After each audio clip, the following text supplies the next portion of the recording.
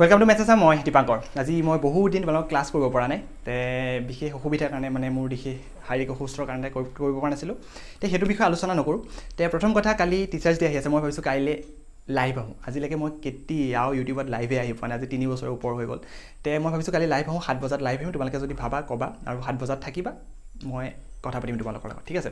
আৰু কালি teachers day, গতিকে তোমালোকে চাগে বহুত মনটো চাগে বহুত ভাল লাগি আছে কালি টিচাৰ্ছ ডে। কিন্তু এটা কথা মনত ৰাখিবা, টিচাৰ্ছ ডে বুলি ক'লে যে বহুতে কি হয় কালি টিচাৰক গিফ্ট দিয়ে বা কিবা কিবি বহুত কৰিব লাগে, তেনেকুৱা কোনো কথা নাই যে কিবা বহুত কৰিব লাগিব।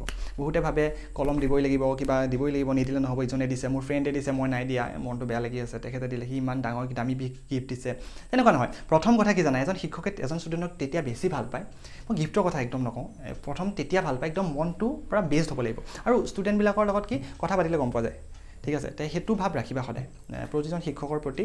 পৃথিৱী লাগিলে যোনেই শিক্ষক নাথাকক, তোমাৰ মা দেউতা বা প্ৰকৃতিয়ে হওক, প্ৰকৃতিও তোমাৰ কাৰণে শিক্ষকে হয়। একদম সৰু যিজন প্ৰথম পৰা তোমাক পঢ়াই আছিলে ক্লাছ 1ৰ পৰা বা একদম সৰুৰ পৰা বা আজি ডাঙৰ হোৱালৈকে প্ৰতিজনে এজন তোমাৰ শিক্ষক, ঠিক আছে? আৰু মই ভাবোঁ মই নিজকে এজন শিক্ষকতকৈ এজন ষ্টুডেণ্ট হিচাপে মোৰ বেছি ভাল লাগে, কাৰণ মই প্ৰতিদিনে কিবা নহয় কিবা এটা শিকি থাকোঁ। তোমালোকৰ পৰা শিকিব পাৰোঁ কিবা এটা, বা প্ৰকৃতিৰ পৰা প্ৰতিজন মানুহৰ পৰা কিবা নহয় কিবা এটা শিকিব পাৰোঁ, ঠিক আছে? তে ভাল লাগে ষ্টুডেণ্ট হিচাপেও, ঠিক আছে? অ'কে, তে নেক্সট মই এটা গিফ্ট হিচাপে তোমালোকক এটা দিব পাৰোঁ।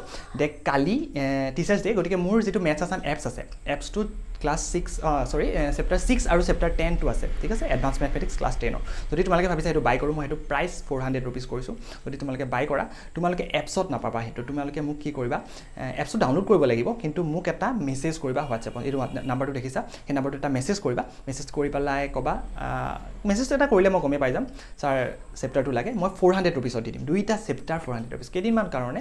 তাৰপিছত আকৌ প্ৰাইচটো আকৌ ছেমেই ৰাখাই দিম। তোমালোকে আজি, কালি আৰু কিজানি পৰহি, এই 3টা দিনৰ কাৰণে যদি তোমালোকে ভাবা, মোক মেছেজ কৰিবা। ক'ত মেছেজ কৰিবা, যিটো এতিয়া হোৱাটছএপ নাম্বাৰ দেখিছা, সেই হোৱাটছএপ নাম্বাৰটো মেছেজ কৰিবা। মই তাত এটা লিংক চেণ্ড কৰিম, মোৰ গুগল পে' নাম্বাৰ হওক বা কিবা একাউণ্ট নাম্বাৰ হওক চেণ্ড কৰিম। তাত তোমালোকে পে'মেণ্ট কৰিব লাগিব। মই ফোন কৰি এক্টিভ কৰি দিম। যোনে যোনে মোক পে'মেণ্ট কৰিব, মই প্ৰতিজন ষ্টুডেণ্টকে ফোন কৰিম আৰু এক্টিভ কৰি দিম, ঠিক আছে? তে এইটোৱে কথা।